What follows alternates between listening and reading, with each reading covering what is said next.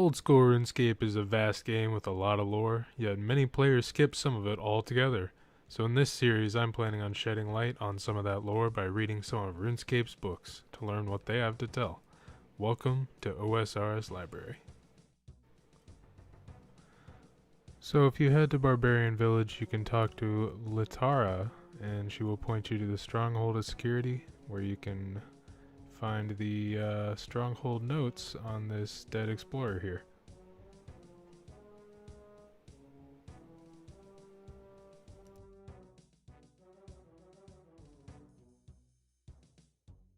Alright, so this book actually has 7 chapters, so I felt it might be easier to just go over to the old school RuneScape wiki and read it off of there.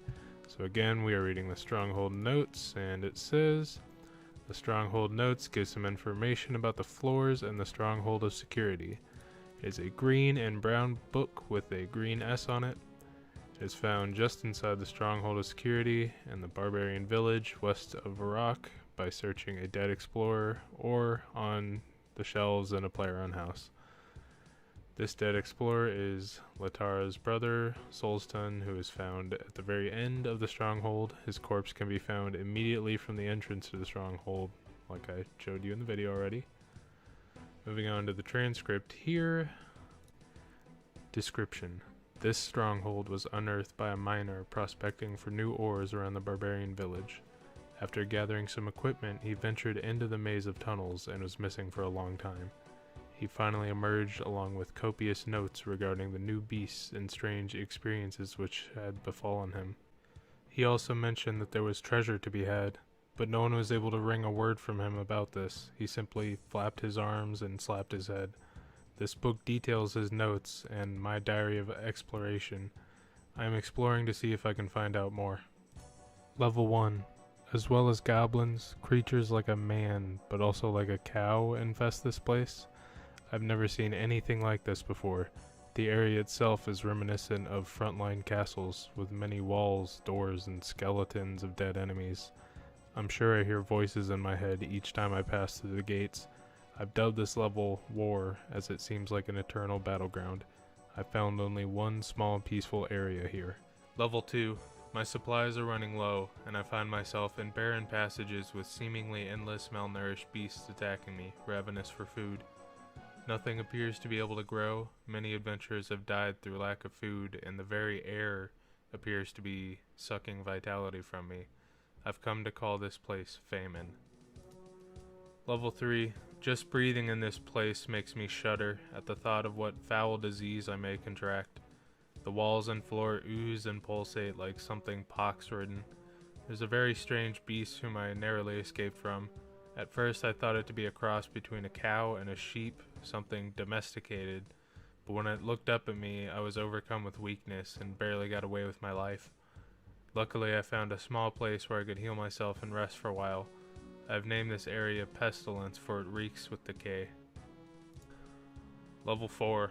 On my first escapade into this place, I was utterly shocked. The adventurers who had come before me must have made up a tiny proportion of the skeletons of the dead.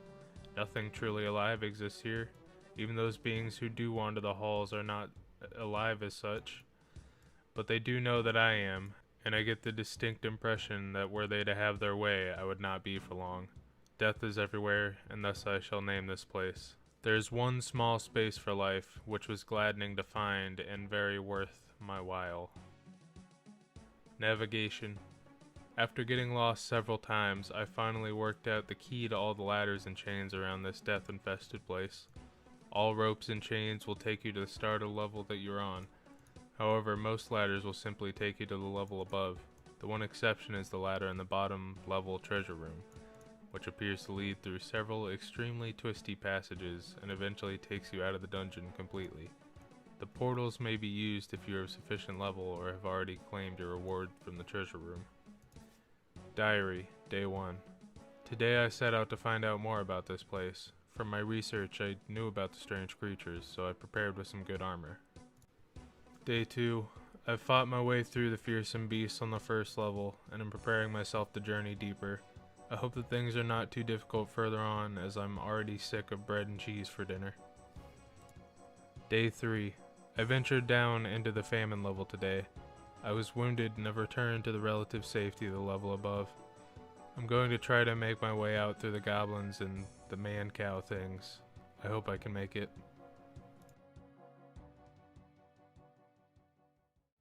So if you head just south of the Woodcutting Guild, you'll find the Crabclaw Caves. Now you're sent here as part of the quest, The Depths of Despair. And if you follow the caves all the way down to the quest area, you'll find the Royal Accord of Twill. The old school wiki says that the Royal Accord of Twill is the document that declared the transition of authority from the Council of Elders to the Lords of the Five Houses of the Great Kourend, and details the rotation of succession between them. According to the book Varlamore Envoy, the document was lost at sea when it was being transported to the Grand Museum of Civitas Illifortis, the capital of Varlamore. The accord can be read, and a transcript of it is found in the book of the same name. As stated, the document is recovered during the Depths of Despair quest, where it can be found in a chest in the caverns of the Crabclaw Caves after killing the sand snake protecting the chest. At the end of the quest, it's given to the Lord Candor Hosidius. Upon inspecting the accord, the chat box will display a message stating, despite its age, the scroll is in near-perfect condition. It's likely that some sort of magic was used to ensure it remained preserved. Now on to the transcript itself. Know that before the Council of Elders, for the health of our soul, and for those of our ancestors and heirs, and for the better ordering of our kingdom, at the advice of Ithrain Hosidius, Sebri Shazian, Ret Piscarilius, Solang Lovaking, and Boroth Arceus, all royal lords of our kingdom.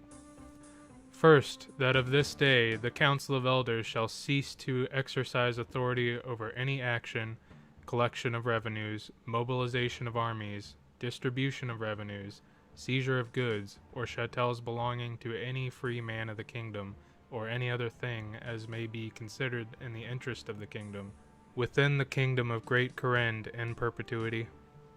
Second, that of this day the royal lords of our kingdom, whom are part of the great houses of Hosidius, Lovacang, Shazian, Piscarilius, and Arceus, take complete responsibility for the kingdom in perpetuity. Third, that of this day one member from the royal lords of our kingdom, who are part of the great houses of Hosidius, Lovacang, Shazian, Piscarilius, and Arceus, shall be chosen to be the Grand Lord of Kourend for a period of no more than 10 years, and be able to exercise authority over any action, collection of revenues, mobilization of armies, distribution of revenues, seizure of goods or chattels belonging to any free man of the kingdom, or any other thing as may be considered in the interest of the kingdom, within the kingdom of the Great Kourend. Fourth, that of this day the royal lord of our kingdom, whom is part of the great house of Hosidius, will have 10 years in the rule of Grand Lord. Upon the expiry of these 10 years, he will willingly pass the title of Grand Lord to the royal lord of our kingdom, whom is part of the great house of Lovacang, for a period of no more than 10 years. And so it shall continue for the royal lord of our kingdom, whom is part of the great house of Shazian, then for the royal lord of our kingdom, whom is part of the great house of Piscarilius, and finally for the royal lord of our kingdom, whom is part of the great house of Arceus. Henceforth this is known as the right of succession to the office of Grand Lord. Fifth, upon the expiry of the title of Grand Lord of the Lord of our kingdom, whom is of the part of the great house of Arceus, the title of Grand Lord is passed willingly to the royal lord of our kingdom, whom is part of the great house of Hosidius, and henceforth continues as the fourth statement of this accord.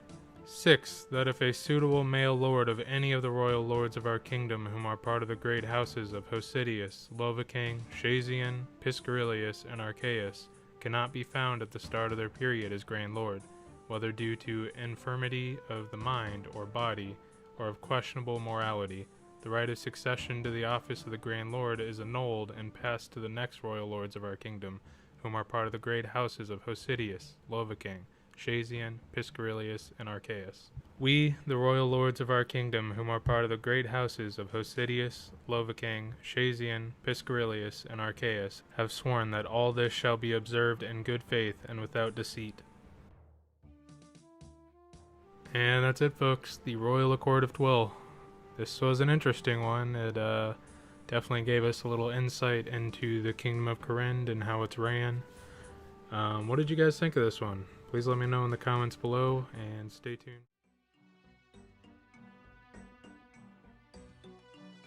The Abyssal book, also known as Abyssal Research Notes, contains information on the Abyss, such as how it was discovered, as well as some of its properties. The book can be obtained from the Mage of Zamorak north of Edgeville after completing the Enter the Abyss mini-quest. If the book is lost, a player may speak to the Dark Mage in the Abyss for a replacement, or may take one from the bookcase in a player-owned house. Now moving on to the transcript. A compendium of research into chaotic space. Author unknown. A strange dimension that we have named Abyssal Space is something of an enigma. It was first discovered during a routine teleportation experiment that seemingly went wrong. We're still not sure what caused the teleportation failure, but the discovery of a previously unknown dimension led to a flurry of research from the Zamorakian Magical Institute, henceforth known within this document as the ZMI. Under direct orders to examine this dimension, I feel I can accurately state the following conclusions. Conclusion 1. Abyssal space is not a dimension in a way that we understand the term from examples such as Xanaris or Frenesque. Rather, it is the name we have given the dimension that exists between other, more developed dimensions, the glue that keeps each dimension together, yet separate, if you will. The abyssal space's existence at the fringe of reality means that it does not conform to the same guidelines of space and time as Gielinor does. You may enter it and then leave it from an identical spot, yet reappear many hundreds of miles at your target destination, the teleportation phenomenon that we use daily. From this basic concept, I've extrapolated that all teleport magics in fact use the abyssal space to make the passing of great distances occur in a very short time, from our perception.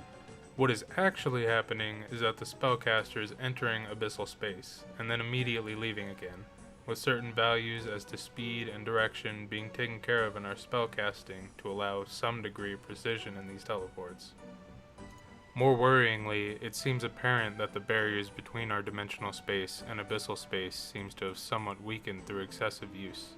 There have been isolated reports within ZMI that creatures not native to our dimension have entered Gielinor through abyssal space, as well as the teleportation malfunction that first resulted in our discovery of this dimension. I strongly recommend that further research is taken. If the barriers between these dimensions are sufficiently weakened, there may exist the possibility of an alternative method to proceed with Operation Transient, without alerting the other deities to our plans. Conclusion 2. When we have accepted abyssal space is somewhat of a tesseract or a hypercube with direct relation to our dimension, then the benefits of exploiting this resource become more obvious. Certain creatures of the abyss contain unnecessary surplus organs that may be harvested to provide carrying pouches for various magically unstable objects. I ran some experiments with sample XJ13, also known as Rune Essence, and managed to place 6 parts in a space that would seemingly only hold 1. Continued experimentation with these stolen samples showed that moving items between our dimension and abyssal space degraded the use of these pouches, but a simple transfiguration spell when cast within the abyss upon these pouches restored their usage back to the original results. Should we ever locate the source of these essences that the Wizard Tower seems to have an endless supply of, I would recommend the harvesting of these creatures for their organs so as to maximize the efficiency of our rune manufacturing process. Some degree of caution will be necessary, as the creatures of the abyss are seemingly very aggressive. Conclusion 3. Our first discovery of abyssal space was somewhat of a fluke, and not an easily repeatable fluke at that. It proved exceedingly difficult to find the correct mystical resonance for this dimension, due to my original belief that abyssal space was not a fully fledged dimension of its own, so we had to resort to unusual measures to gain permanent access to this realm. We took a large number of initiates, and gave them each supplies to cast a portal spell.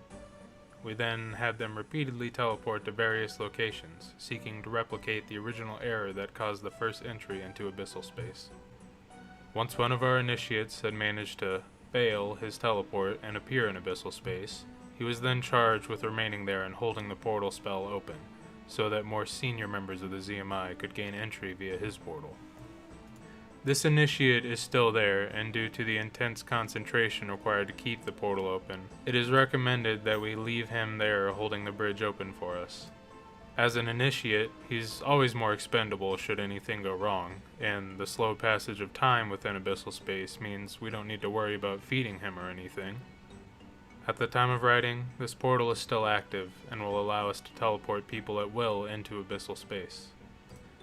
The only downside to this method of teleportation is that we are using magic provided to us by our Lord Zamorak himself, so anybody who uses this teleport will inevitably be marked by him, or become scold, as the common folk put it. An interesting side effect of this portal is that various teleports within Abyssal space were opened by its casting.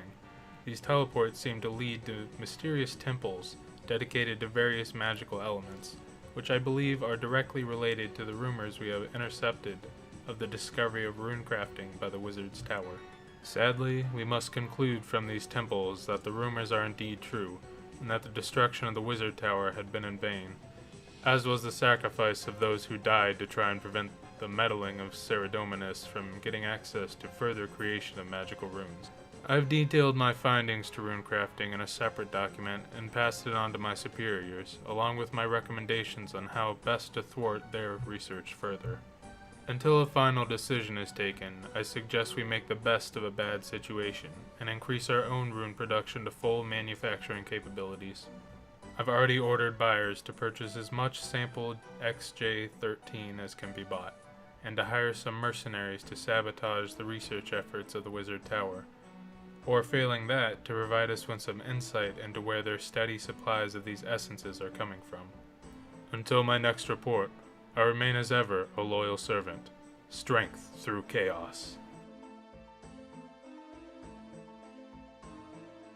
And that's the end of the Abyssal book, folks. It gave us a little insight into the ZMI and just the Abyss, teleportation, a little bit of everything, really. What did you think about it? Please let me know in the comments below. This has been Worst. The History of Iban, or the Tale of Iban, is found in the Witch's House during the Underground Pass quest. It gives some history on Iban, how he was killed, as well as a few hints on how to defeat him.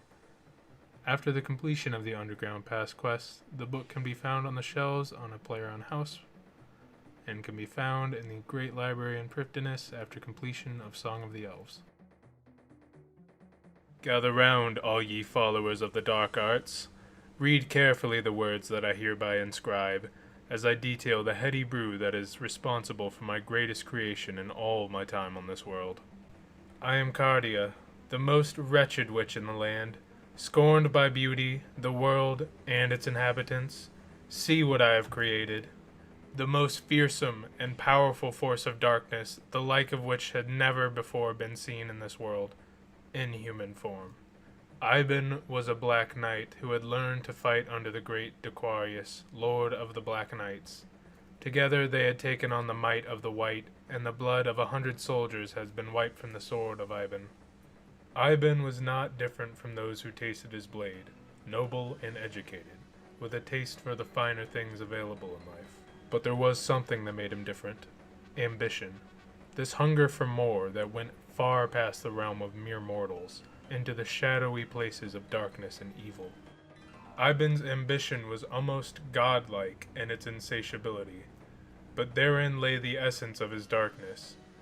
At its most base, Iban's fundamental desire was to control the hearts and minds of his fellow men, to take them beyond the pale of mere allegiance, and corrupt them into a force of evil.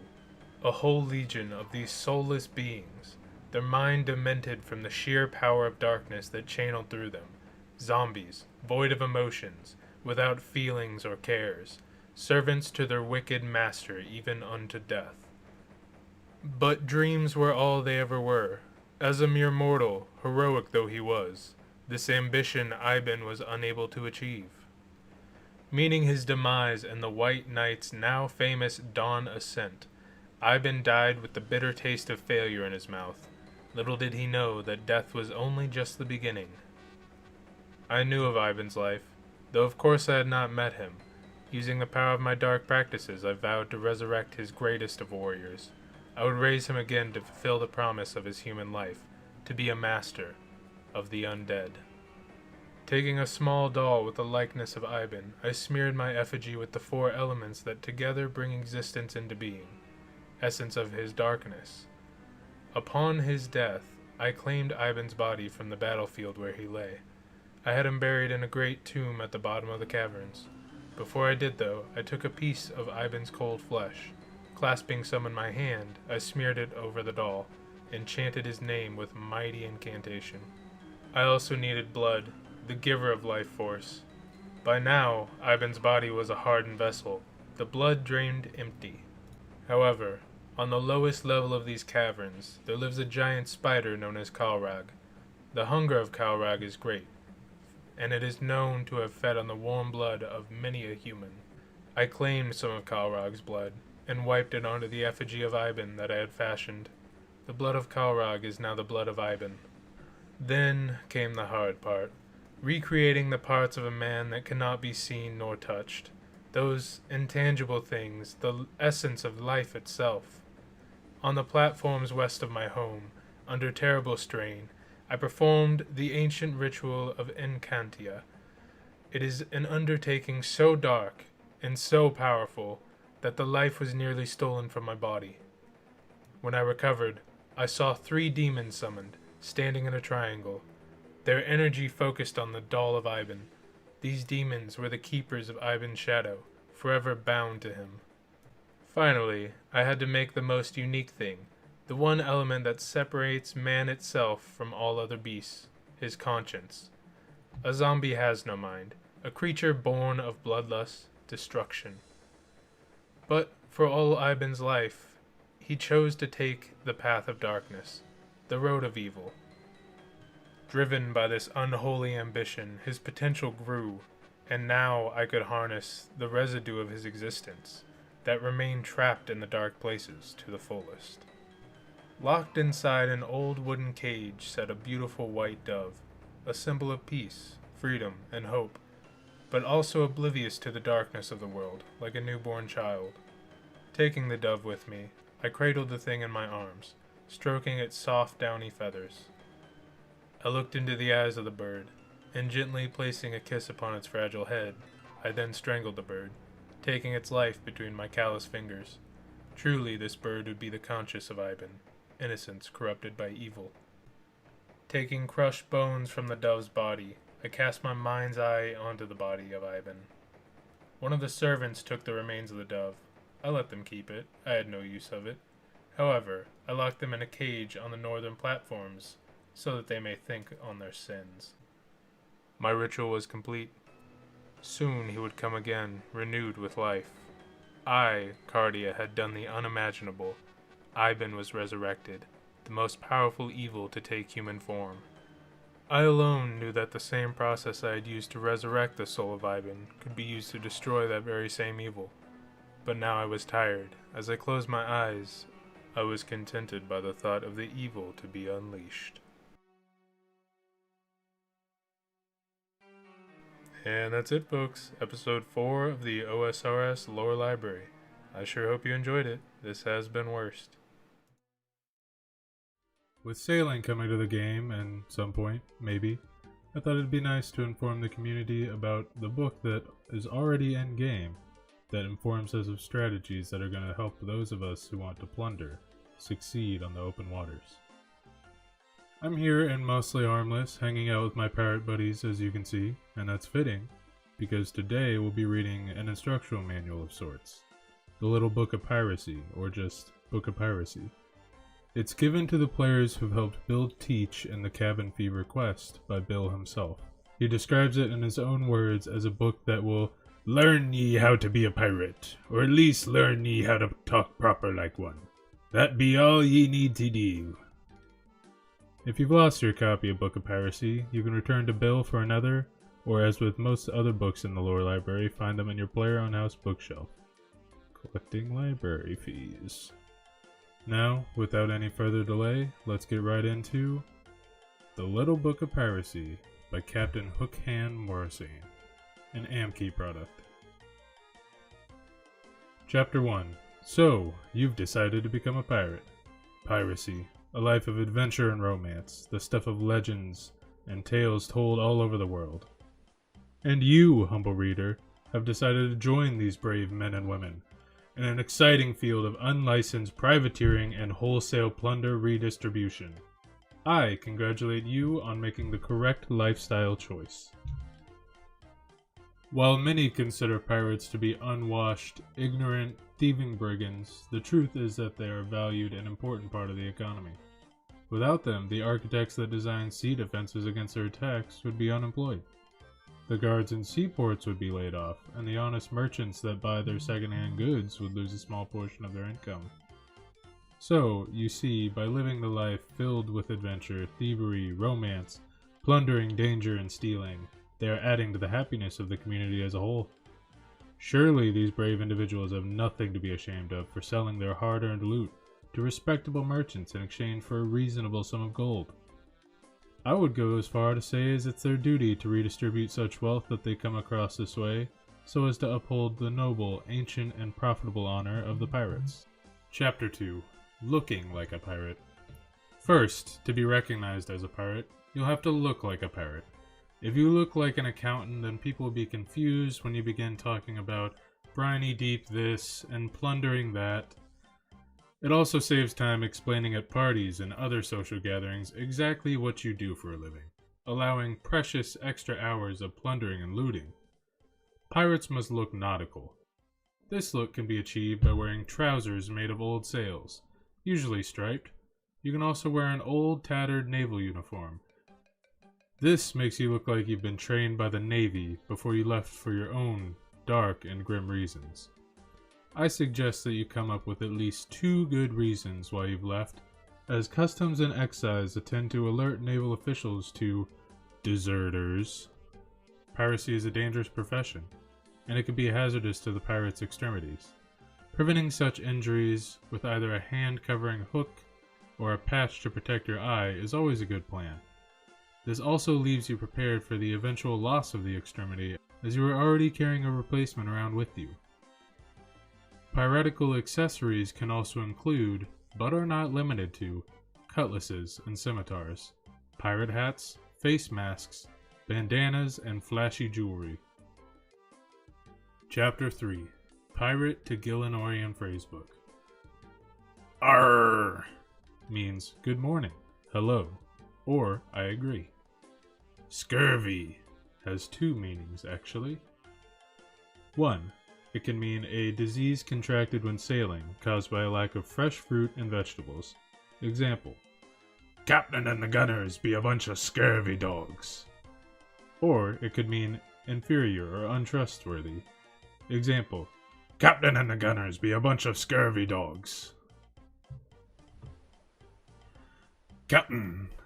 That means captain. Plunder means anything of value that can be traded with any honest Alcaridian merchants for a reasonable sum of money. Landlubber refers to any non-pirate. Grrr means I am going to attack you. Take this, or it's time for fisticuffs, and make no mistake. I say we kill all him means I propose we do unpleasant things to them until they are dead, very sorry, or both. Aye aye means I am in emphatic or otherwise exuberant agreement with your statement. Say that again and I'll kill ye means I deny the truth of your statement. Ye, yer, ye'll, ye've. You, your, you'll, you've. Want a sip of rum? Means I would like to poison you. Grog is alcohol with the exception of rum. Rum can mean either 1. anything poisonous, acidic, or caustic substance. 2. The concentrated liquid form of all that is foul. Go see Ali.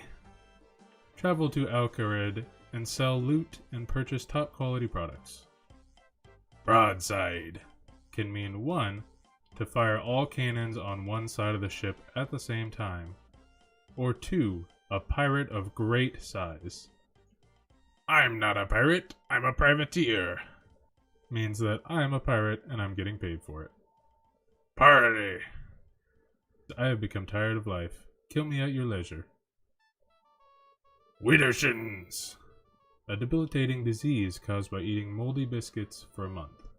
Symptoms include weakness in the limbs, spinning vision, spontaneous combustion, and implosion of the earlobes. Forbye! A common greeting said, be for, goodbye, forbye captain, lovely day. Hornswoggle, to swoggle, or cover with soft cloth.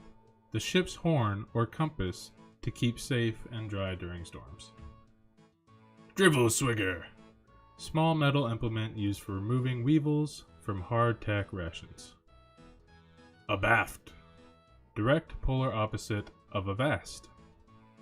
Binnacled, condition relating to the consumption of exquisite quantities of cheap alcohol or small quantities of rum. Sound the alarm, Mr. Bosun. Pirates off the starboard bow. Not so loud, Captain. I be feeling a little binnacled. Duffel, something like a seafaring goblin, only not. Athwart ships. Athwart ships. Period spent apprenticed to a pirate, learning piracy, getting drunk, and culminating in the loss of a leg, eye, or hand. And, last but not least, Davy's Grip. A popular drinking game involving mangoes, a hammer, and all the corkscrews that players can get their hands on. If you want further information on how it's played, me too. You'll have to wait for sailing. Do not let Jagex sweep this under the rug. I demand an explanation. Thank you. And that's the end of the book, folks. Now you should have all you need to be a successful pirate. And just for an interesting tidbit for those of you who do not play RuneScape 3, in March of 2018 they actually received an upgraded book for completing a further pirate quest called Pieces of Hate. The new book is called Big Book of Piracy, and it functions and reads mostly the same, but with the added benefit of rum charge teleports to 4 locations: Muscly Harmless, Brain Death Island, Dragon Tooth Island, and Harmony Island. Now that you're all caught up on how to be the best pirate ye can be, get out there and prepare to sail the seas in search of plunder of ye own. Thanks for watching.